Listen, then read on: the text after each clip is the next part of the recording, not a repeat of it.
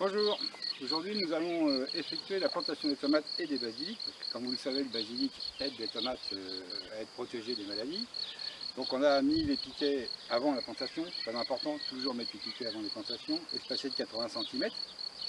Les tomates, il est grand temps de les planter, donc vous pouvez le constater, c'est un semis que j'ai fait en février, que j'ai remis en pot de bois peuplier fabrication française mi-mars. Donc ça va se décomposer, les racines commencent à passer à travers, bon, on voit peut-être pas bien, mais bon, on commence à passer à travers et ça va apporter de la matière organique au niveau du sol. Les produits sont vendus en 7-2-3, pardon, excusez-moi, 7-2-3, la marque Génie bien évidemment.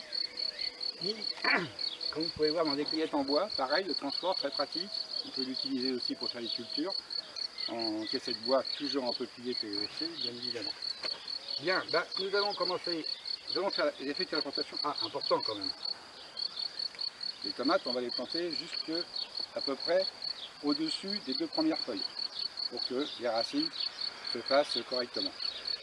On va mettre un petit peu de mélange à 50-50 terreau et compost pour donner un peu à manger à la plante au départ. Et voilà, donc je vais y mettre et on se retrouve tout à l'heure.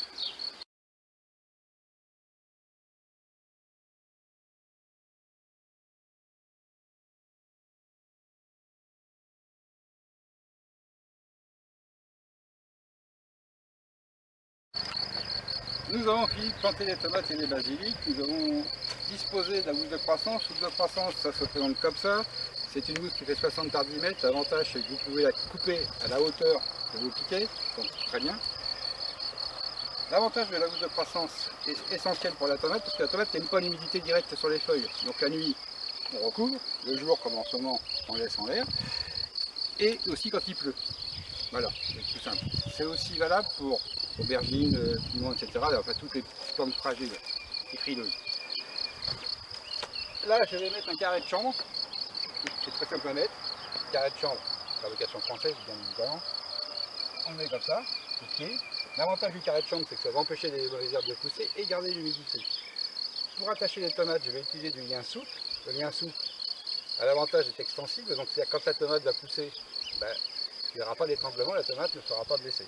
C'est tout simple à faire. On fait ça. Voilà, pas trop serré. Voilà. Donc pour la housse de croissance, très simple. Hein. Là en ce moment, bon, il fait beau, on en fait une journée, on laisse comme ça. Et le soir, hop, on recouvre. Et comme ça, vos tomates seront protégées de l'humidité. Dernière chose que je vais faire, c'est que je vais semer de l'œillet d'Inde tout le long du rang. L'œillet d'Inde a l'avantage d'éloigner les nématodes. Alors, les nématodes, c'est des bestioles qui sont dans le sol, mais qui ne sont pas bonnes pour les tomates. Donc ça va éloigner. Donc normalement, œillet d'Inde plus basilic, les tomates devraient être bien protégées naturellement et devraient bien pousser sans traitement. En plus, on les protégera de l'humidité. Donc voilà, on n'a plus qu'à attendre la récolte et donner rendez-vous pour un apéritif peut-être. Allez, à bientôt, au revoir.